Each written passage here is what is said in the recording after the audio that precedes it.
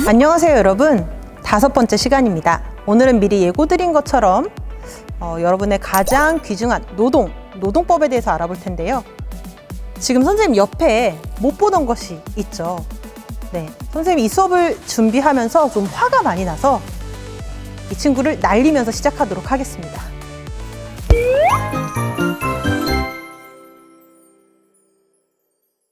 이번 시간에는 노동에 대해서 이야기를 할 텐데요. 청소년 노동법에서 가장 중요한 것, 청소년을 보호하기 위한 부분 외에는 모두 성인과 똑같습니다. 최저 시급 똑같이 받고요. 일주일에 약속한 시간을 모두 일했다면 주휴 수당도 받습니다. 근로계약서도 반드시 써야 합니다. 근로계약서는 일하는 날짜, 시간, 요일, 기간 등을 서로 확실히 약속했다는 것을 증명하는 문서이기 때문에 일할 곳 사장님과 두 부를 작성해서 한 부씩 나누어 가져야 합니다. 근로계약서는 서로 약속한 증거를 남겨놓는 것이기 때문에 그런 말 한 적 없다고 자발될 수 없습니다. 근로계약서를 꼭 써야 하는 이유지요. 근데 사실 우리는 청소년이고 사장님은 어른이라서 이 부분에 있어서 소통이 어려울 수도 있어요, 우리 친구들이. 근로계약서를 안 쓰려고 할 때는 그 약속한 내용대로 여러분이 미리 근로계약서를 두 부 써가셔서 사장님 여기에 사인해 주세요 하고 말해보시는 방법도 좋습니다. 아니면 부모님이나 선생님이 근로계약서 받아와야지 아르바이트 허락해 주신대요 라고 조금은 핑계를 빌려도 되고요. 근로계약서를 안 쓰거나 작성한 계약서를 주지 않는다면 고용노동부에 신고를 해야 합니다. 만약 끝까지 안 쓰려고 한다면 근무 조건에 대해서 말하는 시간을 휴대폰으로 녹음을 해두고요. 출근과 퇴근한 시간을 꼼꼼하게 적어두세요. 근로계약서 안에 약속한 대로 내용이 맞게 쓰여 있는지 꼼꼼하게 읽어보는 것도 중요하겠죠. 근로계약서에 써있는 근로조건이 근로기준법에 못 미친다면 자동으로 무효가 되고요. 법을 따라야 합니다. 여러분 이 부분 기억해 주세요. 자, 이제 공고 세부 내용을 같이 보겠습니다. 모집 조건이 보이고요. 일하는 장소 이런 정보들이 뜹니다. 쭉 아래로 내려보면 시급과 일하는 시간이 나와 있고요. 그런데 여기서 조금 애매한 부분이 식사 및 휴게 시간이 포함되어 있다고 나와 있어요. 자, 이 애매하다고 말하는 이유는 뭐냐면 휴게 시간은 쉬는 시간을 말하는데 쉬는 시간은 앞이나 뒤에 붙이는 것이 아니라 근로시간 도중에 쉬도록 되어 있거든요. 우리가 6교시를 학교에서 수업을 듣는다고 해서 10분씩 쉬는 시간을 모두 뒤로 빼고 50분만 쫙 붙여서 한 번도 안 쉬고 수업을 할 수는 없는 것처럼요. 이렇게 애매할 때는 전화를 해서 직접 물어보세요. 법에 있는 것은 안 써도 지켜지는 거고요. 법에 없는 것은 아무리 무섭게 써 있어도 무효라는 거 꼭 기억하세요, 여러분. 자, 여기까지 구인 공고를 보고 근로계약서 이야기를 해봤는데요. 이제는 우리 청소년들이 실제 피해 입은 사례를 좀 두고 중심으로 노동법에 대해서 알아보겠습니다.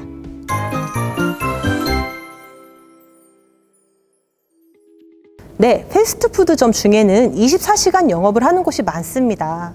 그럼 청소년이 그 시간대에, 특히 야간 시간대에 일을 해도 될까요? 18세 이상이라면 근무가 가능하고요.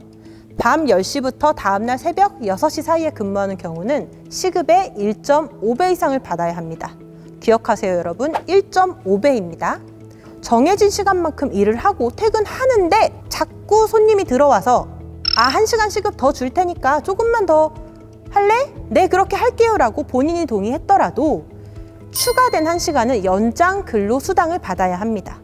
18세 이상은 일주 40시간, 하루 8시간이 넘는 순간 연장 근로수당을 받는 조건이 되는 것입니다. 예를 들어서 시급이 10,000원인데 9시간을 하루에 일했다면요. 10,000원 곱하기 8시간, 80,000원에 더하기 10,000원 곱하기 1.5, 9번째 시간은 1.5배이기 때문에 15,000원을 더해서 95,000원을 받아야 하는 것입니다. 이 계산법은 청소년 노동법을 검색하면 모두 찾아볼 수 있습니다. 야간 근로도 해당되고요. 휴일 근로도 마찬가지입니다.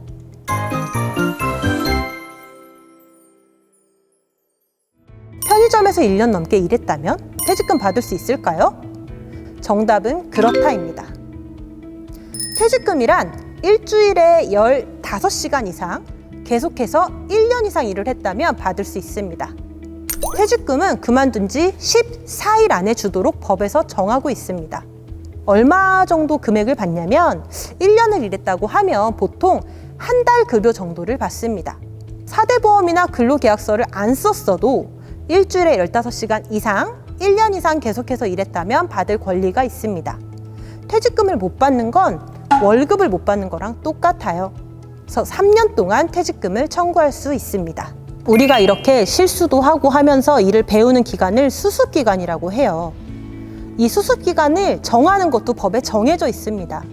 수습기간은 1년 이상 근로계약을 한 경우에만 3개월을 넘지 않는 기간 동안, 그리고 급여도 10%만 깎을 수 있어요. 이 조건도 일을 시작할 때 미리 약속하지 않았다면 깎을 수 없어요. 잘 기억해 주시길 바래요. 만약에 1년 미만인 6개월 동안 일하기로 계약했다면 수습기간은 정하지 않는 것이죠. 네, 수습기간이라고 해서 돈 적게 주고 그럴 수 없습니다.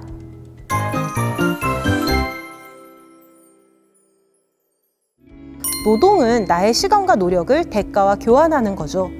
돈을 받고요. 그리고 아주 옛날에는 어린이나 청소년도 무조건 일을 많이 시켰어요. 하지만 인간이 배우고 성장해야 할 나이에 그 권리를 빼앗으면 안 된다는 사회적 합의가 생겨났고요. 그래서 현재는 법으로도 보호하도록 되어 있는 겁니다. 힘겹게 지켜낸 여러분의 권리가 청소년 노동법 안에 있습니다.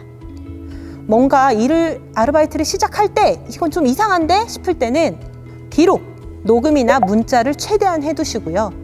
만약에 사장님이랑 이야기하는데 분위기가 너무 험악하다 그러면 굳이 대면하지 마시고 증거가 남는 이메일이나 메신저로 소통하면서 동시에 관련 기관에 상담하시기를 추천드립니다. 청소년 노동인권 네트워크, 인권교육센터, 조금 어렵지만 고용노동부까지 여러분의 상담을 도와드릴 수 있습니다. 네, 이런 기관에 전화하셔서 상담을 해보세요. 가장 중요한 여러분의 자산은 바로 시간입니다. 만약 내가 아르바이트를 하는 곳이 좀 이상하다, 약속을 안 지킨다고 하면 빨리 그만두고요. 일한 급여는 꼭 챙겨받고 다른 일을 찾으면 돼요. 좋은 경험하기에도 부족한 시간이니까요. 노동법은 여러분의 권리, 시간은 가장 중요한 자산이라는 것을 꼭 잊지 말아주세요. 다음 시간에는 여러분들이 독립할 때 필요한 정보들만을 모은 이사에 대해서 꿀팁을 한번 준비해봤습니다. 여러분, 다음 시간에 만나요.